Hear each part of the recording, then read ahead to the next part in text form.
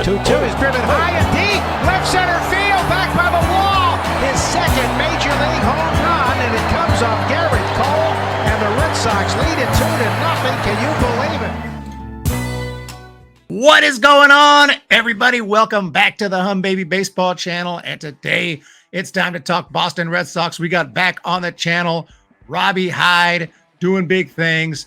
And he has 29,000 subscribers on the road to 30K. So if by chance you're not subscribed to ROBBIE HYDE, you probably are. But if not, make sure to go over there and hit that subscribe button. But how you been doing? Oh, man, we're doing good. You know, baseball fever's in the air. It's you had that dead period before, you know, all the big offseason moves. And then you kind of had that awkward time, you know, after that where nothing was going on. And now it's all right. Spring training, it's in gear. And we got the World Baseball Classic coming up, too. So all of a sudden, a lot of action's coming up. I'm excited for the season. I'm excited for the Red Sox this year. I got some opinions that probably a lot of people will disagree with. So let's get to it. That's okay. That's okay. Yeah, I want to hear it. And yeah, you guys had a pretty busy offseason. You lost a few guys like Eovaldi and Xander Bogaerts, I think. But you did make some signings. You picked up some bullpen help. Kenley Jansen. You got Justin Turner. You got picked up a few guys. You got an international signing from Japan. What are your thoughts on the offseason overall? Well, you know, I think the media has been pushing. You know, the media has to do what they got to do to get clicks, and they've really, I think, painted this Red Sox offseason as a complete and utter failure. And I completely disagree. I don't think it has been a failure like a lot of the media like to say. A lot of people out there, you know, saying the Red Sox are just now this awful organization.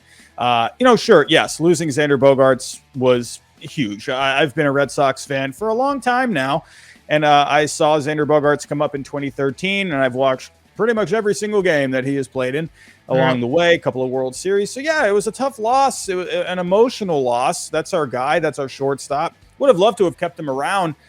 But I'm going to be honest with you. From a business point of view, 11 years, you know, I wasn't really a big fan of that. And for the Padres to give him 11 years, hey, good for him. I'm glad he got that contract. He deserves it. But for me, as a Red Sox fan, I, you know, especially with some young guys coming up from the minor leagues like a Marcelo Meyer, you know, I was okay with Xander Bogaerts leaving. I would have liked to have kept him around for, you know, 6 or 7. But for 11 years, I wasn't really a big fan of that, honestly.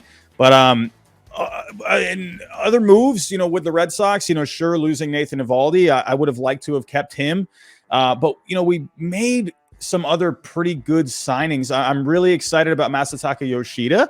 I think he is really intriguing, shows a lot of similarities to Ichiro back in, you know, they're both when they played in Japan. Similar on-base numbers. Ichiro had the better batting average, but Yoshida has a bit more power.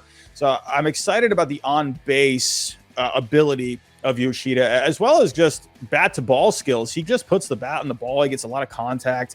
I'm excited to see what he can do. I think his skills are going to translate to the major leagues very well. But the Red Sox, you know, sure, they lost a big piece in Xander Bogaerts, but they brought in a lot of pieces as well. Yoshida, you're bringing in a lot of guys for the bullpen. Kenley Jansen, Chris Martin. You brought in Joely Rodriguez. You traded for Richard Blyer, Matt Barnes, going to the Miami Marlins. For the rotation, bringing Corey Kluber. I was a big fan of that addition. Good veteran guy. Now, he's not going to be the Corey Kluber that we once knew, but I think he's a solid 4 in a rotation. I think he's going to give you innings. Really like that move a lot. Justin Turner at third base. I would have liked to have seen a bit of it, or not third, or Justin Turner is going to be DHing as well. He'll get some time over at third. I wouldn't be surprised to see him get some time at first. But as for shortstop, it was a little underwhelming to me bringing in Adalberto Mondesi, losing Trevor Story. Who knows how long he's going to be out. You know, a little underwhelming with Mondesi. He's been hurt a lot in his career, but if he can stay on the field, I think there's, you know, there's something there with him. He can give you a little bit of power. He can give you some speed, some good defense. So he's just a bit of a question mark to me. But the Red Sox, this offseason, I don't think it was a failure. Losing Bogaerts was big. Losing Eovaldi, JD Martinez, I forgot to mention him as well. Yeah, sure. Some names from that 2018 World Series team, and I think people were a little upset about that because they have that emotional connection to those guys. Yeah. They helped you win a championship. And at the end of the day, I've just seen so many guys come and go. I've seen the Red Sox regroup and win championship after championship after championship after championship since 2004. So I've seen it many times where guys go. And, it sucks seeing guys leave, but the Red Sox have been a good organization. They've been able to get themselves back on track rather easily. So, and right now with the Red Sox organization, there's also a lot of good young players as well. They've definitely turned this farm system around. I'm excited to see what the Red Sox can do this year. Yeah. I mean, y'all, and but people saying you had you had a disappointing year, but if you think about it, I think I looked, and if you were in any other division, y'all would have been in third place, Yeah, So you're in a good division. It's a tough division with the Yankees and absolutely a lot of good teams. So you still got a lot of talent, and the Red Sox are a team that in the past every time I think this team's terrible, they come back, they win a World Series. So I never count the Red Sox out. 2013, honestly, this team reminds me a lot of the 2013 Red Sox. If you go back to that year, bringing in guys like Mike Napoli, Johnny Gomes, Shane Victorino, those guys are coming off not good years. In 2012, they come to the Red Sox. Everyone grew out their beards. Everyone was together. Everyone just was on board with winning. And what do you know? They win a World Series that year. No one picked the Red Sox to win the World Series in 2013. This team reminds me a little bit of that team. Yeah, exactly. I've been there too with the Giants, 2010. Sometimes the team just comes together and everything works out. You don't really know. But this is your lineup. This is a sample lineup. Obviously, right now, Trevor Story's hurt, so he'll be back to help. But just looking through the lineup, you still got Devers. You got, like you said, you brought over Justin Turner, Yoshida, Alex Verdugo, I really like. You got Kiki Hernandez, Adam Duvall, another guy you picked up. Good power. Yes. And then, of course, McGuire and Christian Arroyo is just a sample lineup, but then you got your bench. And what do you think about the offense? Yeah, with this offense, sure, Bogart's right in the middle there. That's tough to lose. I would have liked to, obviously, I would have liked to have kept him around, not for 11 years, though. But what I really like is that the Red Sox, they didn't try to just replace him with one player. They kind of just... They signed a few different guys, like I mentioned, Justin Turner. And how could I forget about Rafael Devers? Keeping this guy highest paid player in Red Sox history. They had to get that contract extension done. So good for the Red Sox for getting that done. But as for additions coming in, Turner, Yoshida, Duvall is going to bring some power. That was one thing with Bogarts last year. His power was down. The average exit velocity was down a little bit with Bogarts last year. So I'm wondering if that's going to be a bit of a trend. I'm not quite sure. We'll have to wait and see how he does in San Diego. I think he's going to be just fine. But with Duvall, this is a guy who was hurt a lot last year, but we all know with Duvall, this guy can hit absolute tanks. Yoshida, like I said, I think he can be a really dynamic player, can maybe not a ton of power. I think he could be maybe like a 15, 20 home run kind of a guy. But I'm excited about what he can do on base. Justin Turner, I think, is going to be great at Fenway Park. He pulls a little bit more. I think with the monster, that's going to be really nice. And then look out for someone like a Tristan Casas as well. He, decent-sized cup of coffee last year with him. But he showed some power, hitting a home run off of Garrett Cole. That's, never easy for a rookie to do, in my opinion. Yeah. But Tristan Casas, he showed some good on-base abilities last year in a small sample size. I'm excited to see what he can do. I honestly, I'm okay with this offense. Out of all the lineups that I've seen over the years, it's not, I think, the best offense I've ever seen. All right. But I think it is a serviceable offense. I think this is a lineup that can get the job done. There are going to have to be some guys that will have to step up. Alex Verdugo, I'm looking for a little bit more from him this year. Christian Arroyo, I think, could be a decent guy. Just, hit a couple of home runs today in a spring training game, a grand slam. Christian Arroyo is a guy, if he can stay healthy, he can definitely bring something to the table. Kike Hernandez was hurt a lot last year. That's a dynamic player in this Red Sox lineup. I think it's a good offense. If everyone's clicking, it could be a really good offense, in my opinion. Yeah, exactly. If everyone's clicking, it's not bad at all. A couple of these guys are Giants draft picks. So Adam Duvall, Christian Arroyo. I was pissed off when we lost both of those guys. So, Yeah, and then we jump down into rotation, which is some pretty good promise, especially at the top here. I feel like there's someone missing, but We can't remember got his name. probably Brian Bayo. You might Yeah. Bayo. Yeah. I don't know where is he hurt. I don't know if he's hurt or what. So But the interesting thing right now, it's kind of the talking point in spring training right now, or one of the talking points, is with Nick Pivetta. It's looking like he could end up being more of a swingman kind of a guy. He pitched a lot of innings last year. He's a guy that has shown that he can pitch, give you a good amount of innings. But with Pivetta, the numbers did digress a little bit last year. And with Brian Bayo, there's just so much more of a ceiling. Brian Bayo's advanced numbers last year in a small sample size, I believe a little over 50 innings pitched. There was some good stuff with him, and I think the Red Sox are really intrigued with just putting him into the rotation. Brian Bayo is a guy you need to put in the rotation. He's not a guy that you throw in the bullpen. The ceiling is very high with him. I'm not going to sit here and compare him to Pedro Martinez because that's never fair for anyone, but there are some similarities there with Brian Bayo and Pedro Martinez. So I think you need to put Bayo in this rotation. And to me, with Pivetta, sure, he can give you the innings, but I think Pivetta in a long relief role, get some spot starts. I think that would be an okay spot for him. And especially with someone like James Paxton, who has not pitched at all in the last couple of years. So Nick Pivetta could very well end up just being in this rotation, if Paxton ends up not being healthy. So Paxton's a huge question mark here. And speaking of question marks, I mean, Chris Sale, the guy's finger basically exploded at Yankee Stadium last year. He fell off his bike. I don't know what the heck was going on. Who knows what happened with that? But he has just had the worst luck. So Chris Sale, we all know what he can do if he can stay on the field. Garrett Whitlock, that's another question mark, where he looked really good in the bullpen in 2021. He was bouncing back and forth last year. He was getting some starts. They were putting him in the back end of the bullpen. I love what Garrett Whitlock did in the bullpen, but if he wants to start and the Red Sox want him to start, why not? Let's just see what he can do. There's a lot of question marks in this rotation, but the word ceiling comes up for me. I think this could end up being a really good rotation. Again, if everyone is clicking, just like the lineup, this is a Red Sox team, lineup and rotation. There's a lot of what ifs. There's a lot of question marks, but if everything clicks, could be really good. Yeah. And we had the same thing here in 2021. I said the same thing about the Giants. Like, it's all right, but if everyone plays up to their ability and stays relatively healthy, the team could be really good, and they won 107 games, so it can happen. And franchise record.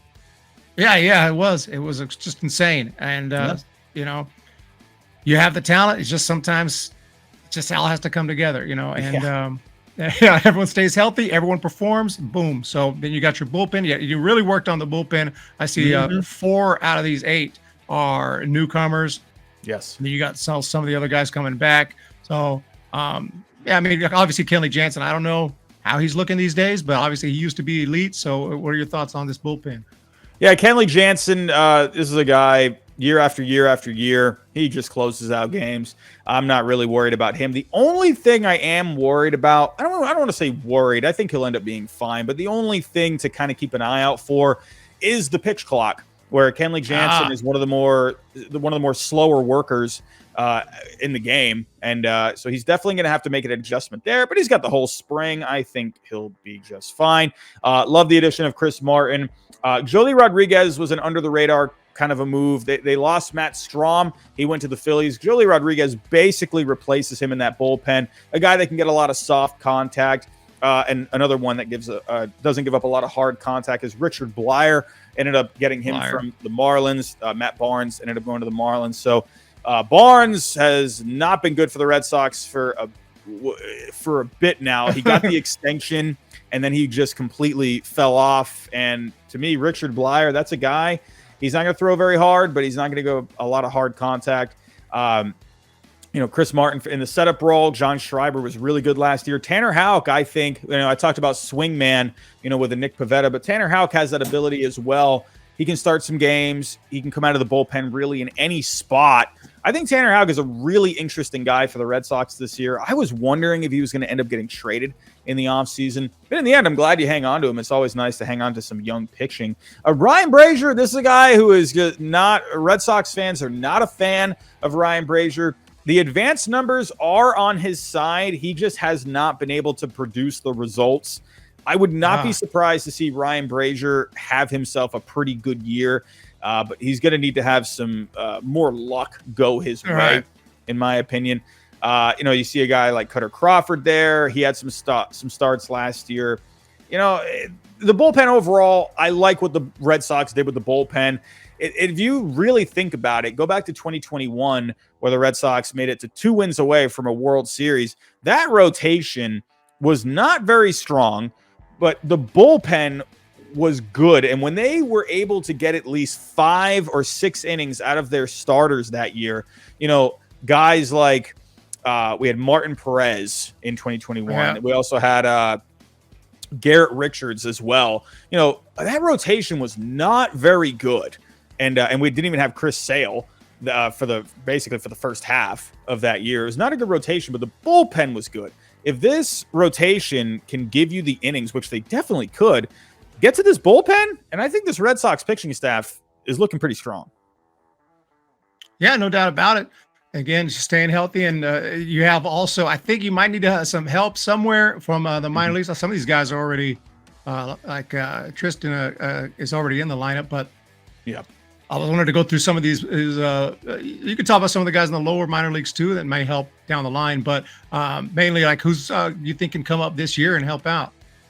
Yeah, sure. One guy to keep an eye out for. If you go down a little bit, he's gonna pop up more in the middle, and he's right there, number 18, Emmanuel Valdez. He came back in the Christian Vasquez trade with the Astros last year. This is a guy who could end up getting a lot of playing time this year. He has been looking pretty good so far in spring training. It hasn't gone on very long, but he's looking good so far. This is a guy from the left side of the plate. He shows a good ability, good plate discipline, good power. He's been getting the bat and the ball. If he had hit a home run the other night, I'm telling you, it looked identical with a Juan Soto swing. It looked just almost the same. There was like a side-by-side with him and Juan Soto, and the swings were like almost exactly the same. So Emmanuel Valdez, and one of the reasons I think he could get a lot of playing time is because he has a lot of versatility. He mainly plays second base, but he can play in other positions in the infield. He can go play the outfield as well. The Red Sox love guys that have that versatility. I think he could end up finding himself a lot of playing time with the Red Sox this year. So that is one guy I think Red Sox fans should keep an eye on. Another guy that I think, we're talking about pitching, this is a guy that's been forgotten about a little bit, and that's Brian Mata. I believe he is still in the top 10 on MLB Pipeline. If you go up a little bit, he might be number 6 or number 7. Brian Mata, he had Tommy John, and he was gone for a little while, but he came back last year. He was looking pretty good. The stuff was looking good. He was throwing hard. He was having a pretty good slider last year. The changeup was looking okay. He was still working out some kinks coming back from Tommy John.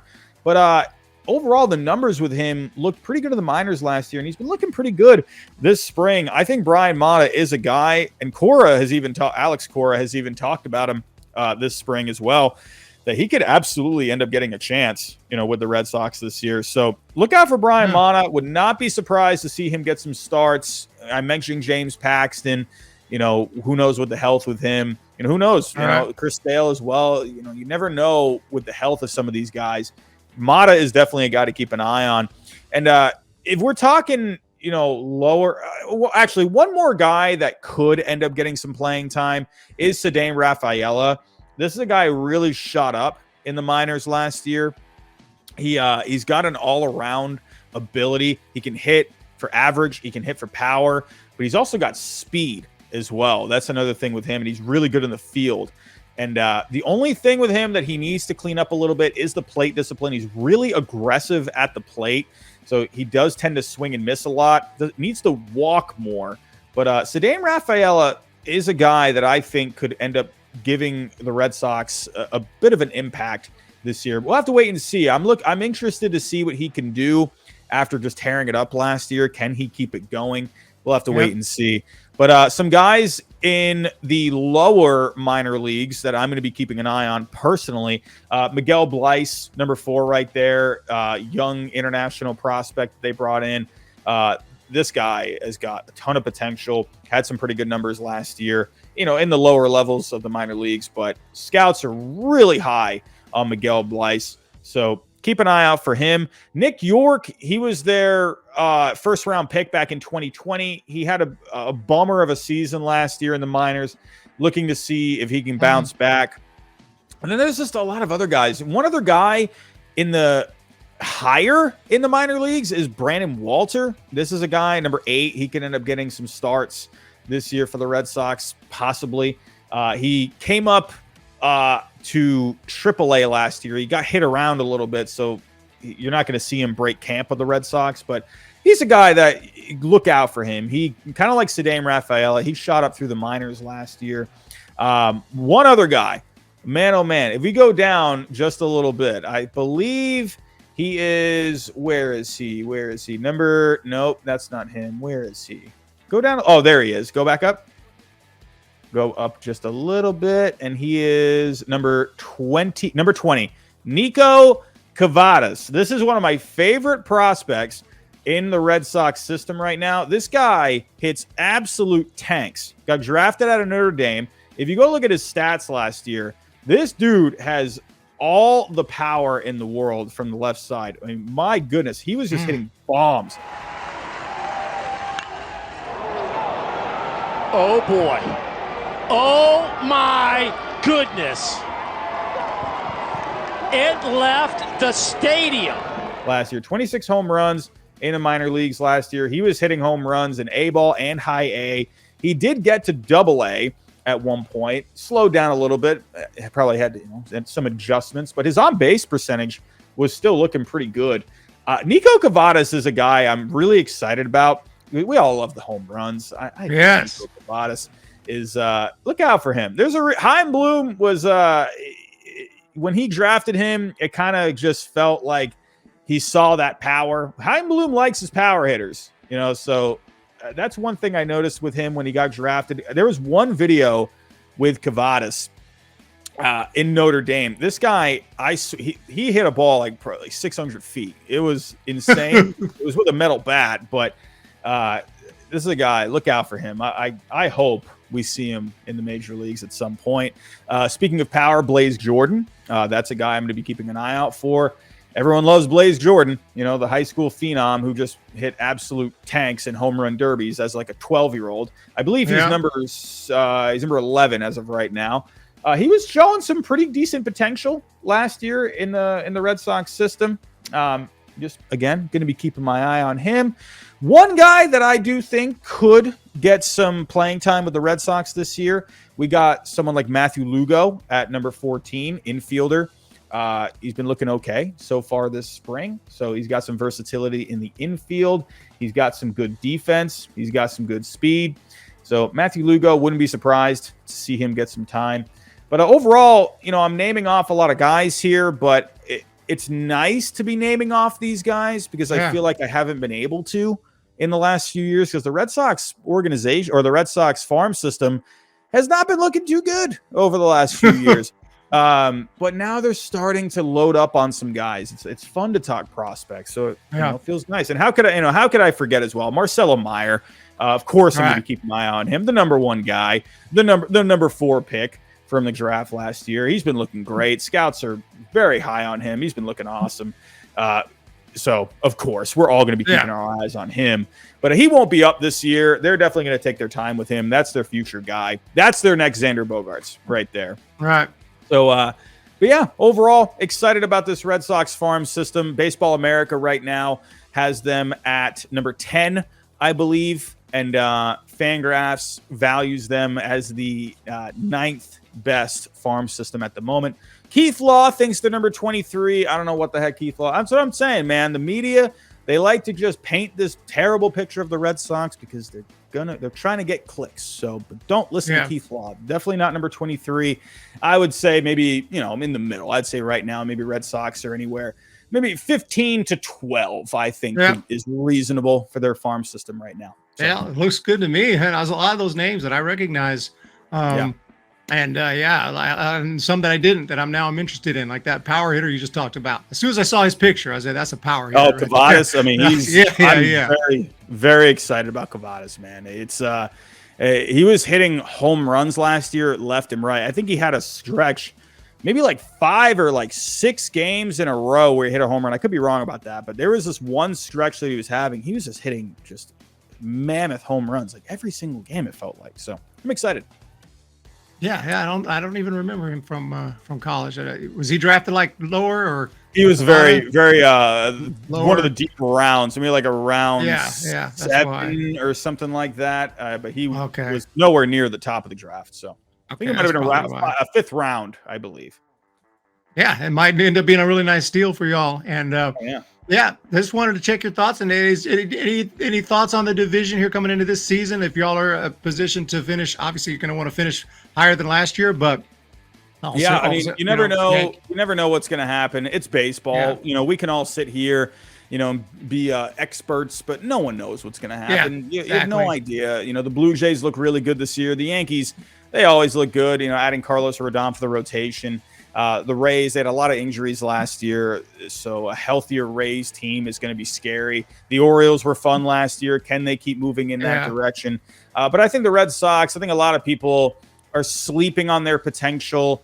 Right now, I'm at around, I would say, like 86 to 88 wins with the Red Sox, personally. I don't think they're going to be a bad team. I think they're going to be a competitive team. They have more depth. They got a more spread out offense now, which I like. The rotation has more of a ceiling. The bullpen looks solid. There's more depth in the farm system now that they can dip into, which I think is key for any major league team. If you want to, get playoff teams, championship caliber teams are always those teams that can dip into the farm system and get some talent to, help out when they need it. So, and the Red Sox, to me, I think people are overreacting just based off of a couple of moves that they made or lack of moves. So I think it's easy to jump on the Red Sox right now, but I think they're going to end up being a pretty good team. And it seems like, I could be wrong, it seems like every time y'all do finish in last, it's the next year when y'all bounce back. And, that's the yin and the yang, season. And we're very high on it. They seem like a motivated squad right now. They're undefeated in spring training right now. So here you go. It's nice to see them winning some games. So, I'm excited. Yeah. I feel like did you all fire Bobby Valentine one time along? Man, was that the Mets or that was honestly one of the worst seasons. That's one of the years I'm thinking of. I don't remember what year. And then the next year, I think you won the World Series. I could be. Yeah, 2012. That was, I believe, that was the 100th anniversary for the Red Sox at Fenway Park. Right. So they had the patches on the sleeves. It was just such a bummer of a year. Man, they had one guy. I feel like he was on the Giants at one point. I'm going so blank on the name right now. He was a right-handed hitter. Cody Ross. Was he on the Giants? Oh, yeah, of course. Yeah, Cody Ross. He was part of the 2010 championship. And He only played 33 games that year, but he played 121 in 2011. So Cody Ross is a fun player that year, but that was pretty much it. And then Bobby Valentine, my favorite moment of 2012, Bobby Valentine getting on his bike at the end of the Red Sox season, and he just rides. He has the helmet on, and he just rides his bike into the sunset, and you never saw Bobby Valentine ever again. One of my favorite moments, the video on it. But then 2013, end up winning a championship. Yeah, so that's what I was thinking of. I was just like, it feels like so long ago. I could barely remember. But I just remember. For me personally, it feels like yesterday because that I still remember 2011. The greatest Red Sox team ever had that epic collapse in September. Yeah. And then everyone just left. Like Theo Epstein, Terry Francona left. after 2011, and then they shifted to Bobby Valentine. Yeah. It just felt like everything was amazing, and then there was this chaos for all of 2012. So like that entire stretch was just miserable. And that's why 2013 was just so memorable for me. 2004 will always be my favorite, but 2013 is pretty close. It's apples and oranges comparing those two championships, but 2013 it was definitely special. Yeah, exactly. So yeah, that's the year I was thinking of, where I was like, man, this team is just terrible, and then y'all win a World Series. So yeah, like that team. I remember, we had Ben Charrington. That team it looked fun to me. Like I liked the addition of Mike Napoli. I loved the addition of Shane Victorino. The one thing I thought about going into that season was you just had it seemed like good personalities, different personalities. And there was young talent on the Red Sox. There was still some good players on that Red Sox team. And, and they really put it together that year. And I'm not saying this team is going to be like that, but I see some similarities. I have some similar feelings to that year. We'll have to wait and see what happens. But it's, I'm excited. I think it's going to be a pretty good year. Yeah. Oh, yeah. It's going to be great. So we'll see what happens. I mean, I'm in a similar boat. Giants aren't looking like the best team in baseball, but they're not terrible either. So you just see if things come together or not. So it's a long season. No one knows. 162 games. Yeah. Yep. No one knows. Yeah. We just put out our predictions, and then they're completely wrong. And then we just they're all going to be wrong. My predictions are terrible. I went with the I went with just because baseball is always just ridiculous. So for the playoffs. I went with the Cardinals and the Blue Jays in the World Series. I didn't know what the heck I was picking, so I was like, all right, well, I'm just gonna go with these two teams. So I was thinking, baseball's I haven't put out my predictions yet, but I like the Guardians a lot this year, so we'll see. Yeah, Guardians are fun. The no matter who you pick, no matter what teams you pick, you're gonna get the angry comments. You're gonna be like, oh, you don't know what the heck you're talking about. This guy's a bum. I'm unsubscribing. You're always going to get those comments, no matter what you do. You're just going to make people mad. So you might as well just have some fun with it. That's why it's cool when in the rare times when you're actually right. It's like, that's what I'm saying. It's like, for me, I'd rather just go against the grain, because even if I'm wrong, like whatever, people are going to just, I don't know, they're going to say stuff anyway. But if I'm right, then you look like a genius. So. Mine was I had Correa going to the Twins the first time, and people thought I was a moron. I still remember there was a stream I did, and I remember it was when the Twins signed, or they traded Donaldson and Falefa to the Yankees, and I thought out loud, I'm like, could the Twins maybe sign Carlos Correa? And I was like, no, that can't be, right? No, they can't do that. And then they did it. And so I was like, wow, I can't believe it. So I threw it out there, and I got killed for it. But oh, of course, everyone, it's like, but everyone's an expert. So yeah, exactly. But anyway, make sure everyone goes subscribe today to Robbie Hyde if you're not already subscribed. So I really appreciate you coming on and talking some Red Sox, getting that expertise. I appreciate you having me on, man. Thank you so much. No problem. We'll see y'all next time. Thank you so much. Peace.